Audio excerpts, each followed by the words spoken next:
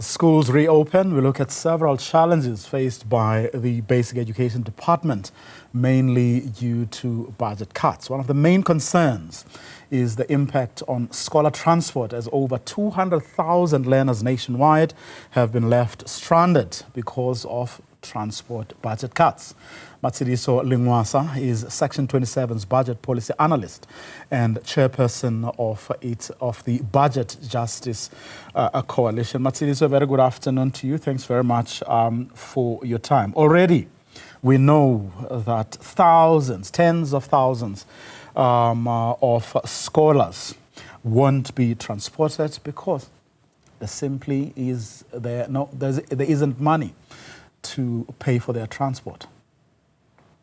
Sure. First of all, thank you so much for the opportunity to talk about this very important issue. And yes, it is true that over the past decade, and especially over the past few years, there have been persistent budget cuts towards education spending, which has translated into pressures, competing priorities when it comes to the realization of basic education, the fulfillment of that right for all learners in this country. And so what this means is that as the budget has been reduced, it means there are fewer resources to provide for, the quality basic education services, of which transporting learners is a key component of, knowing the way that our country is set up with the spatial inequality and many of the issues that plague especially marginalized communities. So to just hear the stories that scholar transport provision is even more constrained is really, really worrying, because it really just signals stealing from the future of young people. It really paints a picture of children who are really sacrificing their right to unrestricted basic education services in the hope that we can fix a current problem, which is a real issue for the future of the people in this country. Where lies the problem from where you sit, from your vantage point? Sure. So, I mean, as civil society, we've long reflected on what could be the issues. So over the past few years, our economic policy has shifted towards austerity budgeting, which means that our national budgets and education budgets have been characterized by really painful budget cuts, which means that, many provinces have to make the choice of, are we going to provide enough for scholar transport, for example, or are we going to hire enough teachers and overcome overcrowding in these areas? And so really from our side, in terms of budget justice, there has been a lack of budget justice, and it is reflected.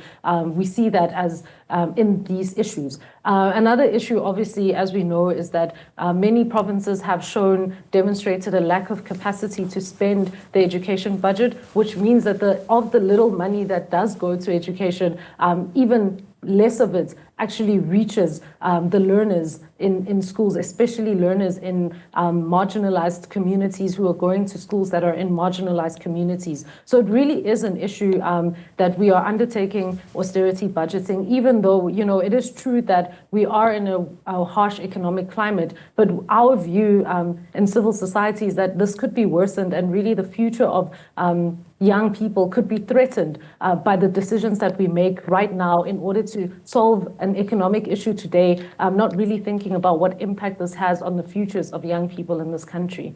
And I'm asking that question because we keep on being reminded that we still spend more on education as a percentage of the GDP. I mean, we broke the 2 trillion mark last year. Sure, and I think thank you so much for clarifying that, because actually historically, South Africa spent more on education than any other spending area, which was largely welcomed in the country, of course, but also internationally it was commended. However, recently as 2023-2024 financial year, we spend more on debts, on servicing our debts our interest on debt expense than we do on education, on health, on any other area. And even National Treasury acknowledges that this is a pity because those funds should be going towards scholar transport, for example, should be going towards education, healthcare, social protection, and really helping the people in this country. So it is unfortunate that we are not spending as much as we used to as a percentage of our GDP. We spend more on debt service and costs. Of course, I mean, scholar transport is only one area. Which other areas are you concerned about going into this new year? Sure. So we are concerned about all the areas of education because, you know, we have a long way to go in realizing quality basic education for all learners in this country. So other areas that we have noticed have been plagued by budget cuts are, of course, hiring of teachers. So in provinces like the Western Cape, they have hiring fewer teachers. I think 2,800 posts were reduced. And this happens to, you know, not just in the Western Cape, but across the country, tends to affect the most, like schools that already have overcrowding. So that is an area that we think these budget cuts will adversely affect. We're also concerned that these budget cuts could affect the availability of textbooks, of stationery. I mean, I think we're seeing reports of the stationery cost being pushed back to the parents, but if you know, like schools in quintile 1 to 3 schools, many of those parents are not even earning an income. We know unemployment rates in this country are so high. So one begs the question, where will they find this money? So again, it's another threat, ways that are just eating at the opportunity for young people to access quality basic education and then be able to build or charter a future that could actually, you know, a brighter future that they actually deserve. With all those things you've just mentioned considered, and given the fact that, I mean, economic growth remains muted, can we realistically expect things to improve when the finance minister announces his budget in Feb? Sure. So this is an interesting question in the sense that the rhetoric versus what is actually happening on the ground seems to be not aligned. So on the one hand, we have this, well, not so new government, but relatively new government that has long, you know, made commitments in education and healthcare. So for instance, in basic education, there's a commitment to eradicate all pit latrines by March 2025. So one would think that there is hope, and there is hope, but one would think that we're on the right path, even as we undertake